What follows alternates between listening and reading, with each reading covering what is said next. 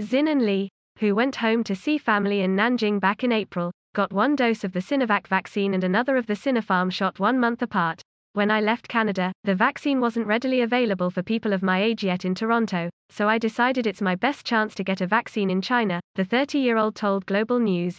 But now, Li, who is a food industry analyst and often travels to the United States for work, finds herself in a bit of a conundrum as she will still need to quarantine every time she returns to Canada.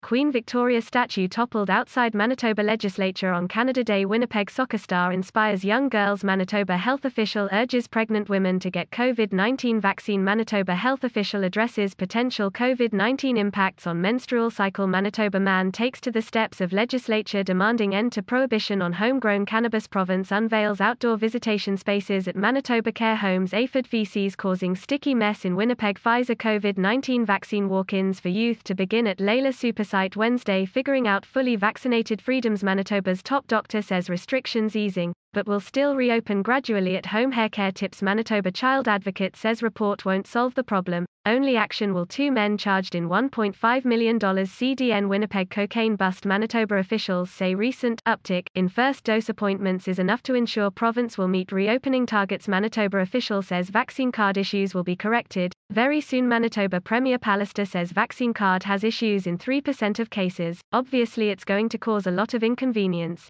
2 other vaccines from Medicago and Novavax are currently under review by Health Canada. No applications for China's vaccines have been submitted to the regulator yet. But the shots have been given the green light by the World Health Organization, WHO, and are being doled out in several Asian and Latin American countries. I think as long as the vaccine is approved by WHO, then the Canadian government should recognize it as well, said Li. Freya Ma is in a similar boat. The 23-year-old Chinese national was fully vaccinated in Shanghai in April before flying back to Toronto, where she resides. Ma says even though she feels safe after getting her 2 doses, Canada's border restrictions are an inconvenience. But for now, I am just really being optimistic, and hoping the government will welcome more types of vaccine. Canadians who have received both doses of the vaccine will no longer have to wear masks or physically distance when outside with small groups of people from multiple households, even if those people are unvaccinated.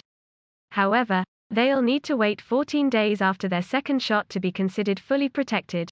Ongoing dry conditions impacting Manitoba farmers. Pandemic dividing some families. BC's wildfire response comes under attack. How poor air quality impacts your health. Rallying to save the PNE wildfires in Saskatchewan. Trudeau appoints Canada's first Indigenous Governor-General. Ontario drive test backlog creating hurdles for aspiring drivers. Prime Minister Justin Trudeau to meet with Premier Kenney, Mayor Nenshi in Calgary. Manitoba events edging closer to normalcy. Brandon Church hoping to work toward reconciliation after weekend graffiti. Vancouver police make huge illicit drug bust worth millions. A closer look at BC's COVID-19 vaccination goals. Premier John Horgan's visit to BC wildfire zone met with CRITICISM. COVID-19 outbreak at KGH rises to 9 active cases. Nova Scotian Mi'kmaq boy wraps 6-day walk honoring residential school victims and survivors because the same rules do not apply to them. Both Li and Ma are left wondering if they would need to get vaccinated again with one of the shots authorized by Canada. I'm thinking if it will never be recognized, I might have to get some vaccine that's approved here, just because I have to go back to normal life, said Li. In the Middle East, both Bahrain and the United Arab Emirates, UAE, have offered the Pfizer vaccine as a booster shot to those who have been fully vaccinated with Sinopharm. Alberto Martin, a professor of immunology at the University of Toronto, says from a health standpoint, there should be no concern in doing so. I don't see any reason why there will be any issues with those people that have been immunized with the Chinese vaccine and just getting re-immunized here in Canada with Pfizer or AstraZeneca, he told Global News. From a medical perspective, I don't see it hurting. It can only help. The differential treatment at Canada's border is also affecting vaccinated people who want to see family in Canada. Graciela D'Andrea, 65, got her first dose of Russia's Sputnik V vaccine back in April and is awaiting the second dose. Her husband has been fully vaccinated with AstraZeneca. The Argentine couple was hoping to visit their son and daughter-in-law in Toronto, who they haven't seen in over a year and a half. But D'Andrea says the 2-week quarantine is an impediment. I find it unfair that people can enter, but because I am vaccinated with Sputnik, I can't, without quarantine, she told Global News in Spanish. My husband can enter without it because he got AstraZeneca.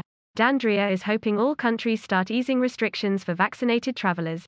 the most important thing is that we're vaccinated against the coronavirus. It shouldn't matter what the brand of the vaccine is. The WHO said last week that any COVID-19 vaccines it has authorized for emergency use should be recognized by countries as they open up their borders to inoculated travelers. In the United States, people who have received 2 doses of the mRNA vaccines, Pfizer and Moderna, and the single-shot Johnson & Johnson vaccine are considered fully vaccinated 2 weeks after the inoculations. However, air passengers entering the US are not required to quarantine, regardless of their vaccination status.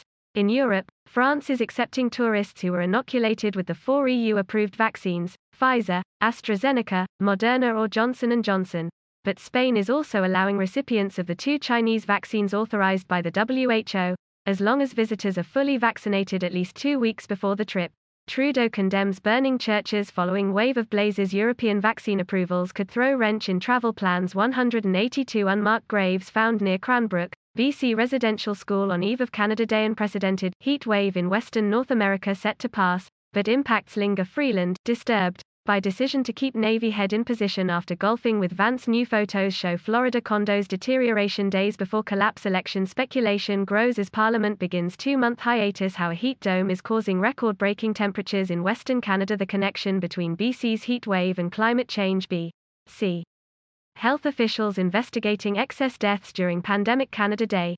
Mixed feelings toward calls for reflection instead of celebration. Engineers flagged collapsed Florida condos structural problems in 20184 Canadians among the missing following the Florida condo collapse. Is it normal to experience more side effects after your second shot? Could the Delta variant bring on a 4th wave this fall? Quebec to loosen COVID-19 restrictions as entire province set to go green. Kerry Bowman, a professor of bioethics and global health at the University of Toronto, said Canada's new policy excludes millions of people who have received the Sputnik V vaccine or one of China's 2 vaccines. This policy is essentially vaccine passports, he told Global News in a previous interview. If every country does this, we're going to have a huge problem on our hands in terms of access. Bowman pointed out that the AstraZeneca vaccine has not been approved by the U.S. Food and Drug Administration, FDA, yet, so if that country followed Canada's lead, then it would limit the freedom of movement for millions of Canadians. According to Bowman, there should be an international standard set by the WHO for all the vaccines it has approved. We need international standards, not national. Otherwise, we've got problems with fairness and freedom of movement.